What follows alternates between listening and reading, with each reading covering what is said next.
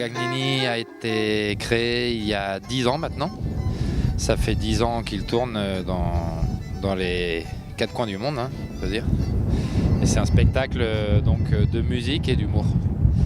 Donc rien de sérieux. Pour quelle raison a été créé ce groupe? Que recherchez-vous?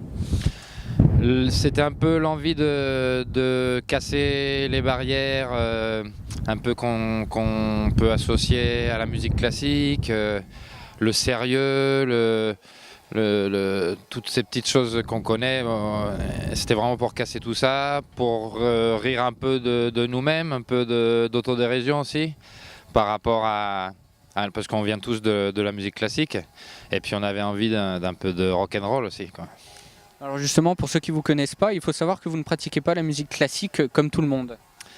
Ben, on ne pratique déjà pas que la musique classique dans le spectacle. Bon, il y a quelques surprises, il y a un peu de rock, de blues, de country.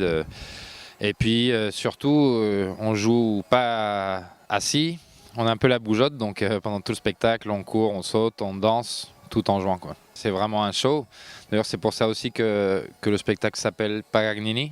Oui. Il y a le jeu de mots avec le gag, et puis Paganini parce que c'était un violoniste très très virtuose du XVIIIe siècle, et c'était un peu déjà un showman, on pourrait dire, quoi. Il faisait un show en jouant des choses très virtuoses, en bougeant beaucoup, donc c'est un peu aussi l'idée du nom, quoi.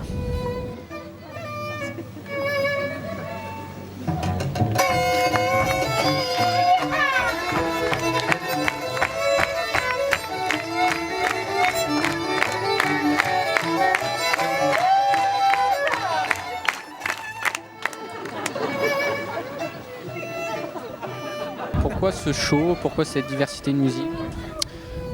Bien, d'une part parce que c'est un petit peu ce qui nous représente, chacun de nous, les membres du Quatuor.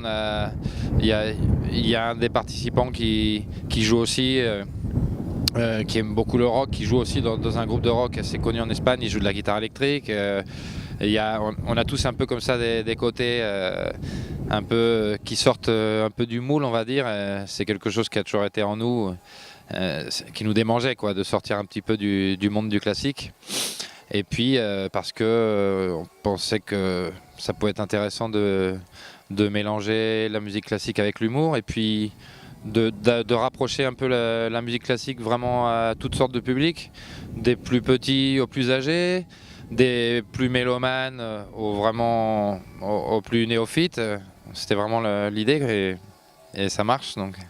Une des clés du succès de ce spectacle, c'est d'une part, il n'y a pas de texte. On ne va pas tout dévoiler, mais il y a juste comme fil conducteur une voix off dans le style un peu de radio classique, très sérieuse, mais avec quelques touches d'humour. Mais elle a été traduite dans les différentes langues à l'occasion quand on part en tournée. Mais sinon, il n'y a pas de texte du début à la fin. Et la musique, c'est complètement international, donc évidemment, c'est logique qu'il n'y ait pas de barrière. Et puis, le comique est uniquement gestuel. Donc, ça fait deux choses qui voyagent très très bien, quoi. Et un dernier mot pour convaincre ceux qui hésiteraient à venir vous voir?